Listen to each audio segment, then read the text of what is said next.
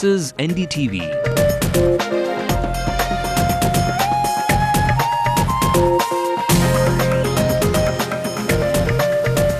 And you're watching Ndtv-Hindu.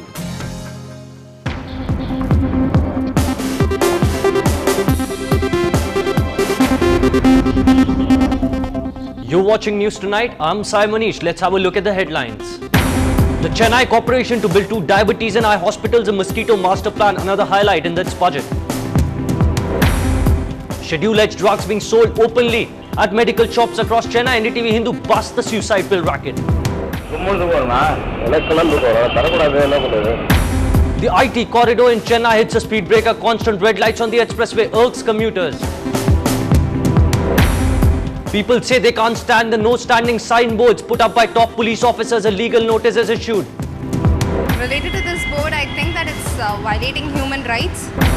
And it's battle royale in Ahmedabad today.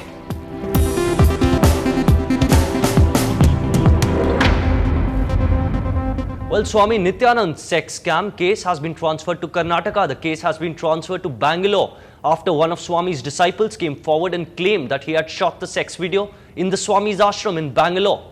Though the Chennai police have registered a few cases, but further proceedings would be transferred to Karnataka as all incidents, including the scene of occurrence mentioned in the complaint, occurred in that state.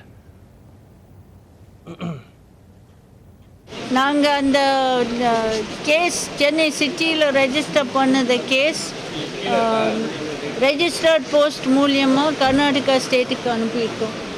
இனிமேல் மீதி எல்லா இதுவும் கர்நாடகா ஸ்டேட்டில் அவங்க investigate பண்ணிடுவோம். The no parking, no standing boards installed by the city police on the arterial Dr. Radhakrishnan Salai have drawn sharp criticism from the public. An advocate from the city has issued a legal notice to the Commissioner of Police and the Additional Commissioner of Police for Traffic, demanding the removal of the signboards within 3 days or face legal action. Shabir Ahmed reports.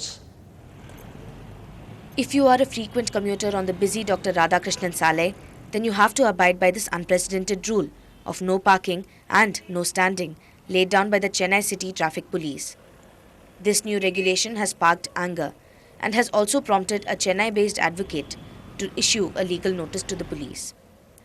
In the legal notice, Advocate Kalyani says, there cannot be any objection to a signboard carrying the inscription no parking, but the inscription no standing is not only unusual but is also not authorized by any provision of law. Such a ban would be violative of the fundamental rights of the citizen to move freely on the pavement guaranteed under Article 21 of the Constitution.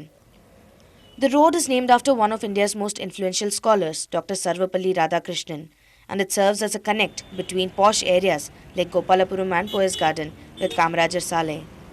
This road is also frequented by VIPs and top politicians in the city.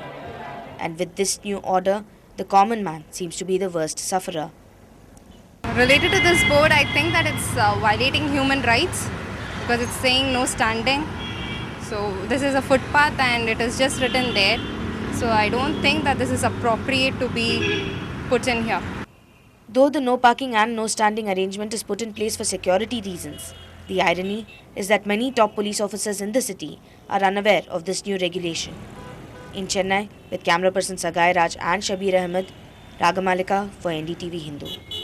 Now, most people still flock to the chemist when they are unwell.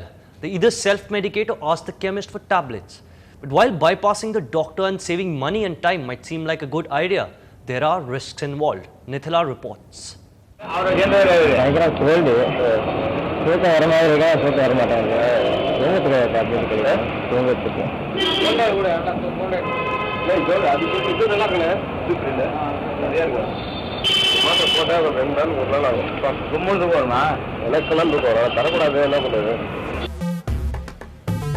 A few more strips of this tranquilizer, if consumed, can lead to suicide.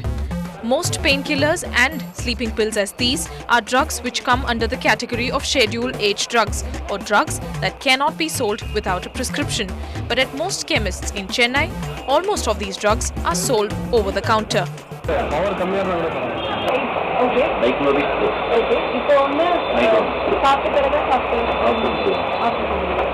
The main problem is development of resistance for the standard antibiotics, which some painkillers and all, if they start taking, they become habituated. And another thing is when such a magnitude, when they take them so frequently, even the common paracetamol or even other analgesic, they may become toxic to kidney or liver like that. Many in urban India are addicted to painkillers and antidepressants. According to the UN's top global drug regulator, India has one of the highest rates of prescription drug abuse. And public also should not get it without prescription in their health interest. Of course, though we are taking legal action against offenders, it is a continuous process.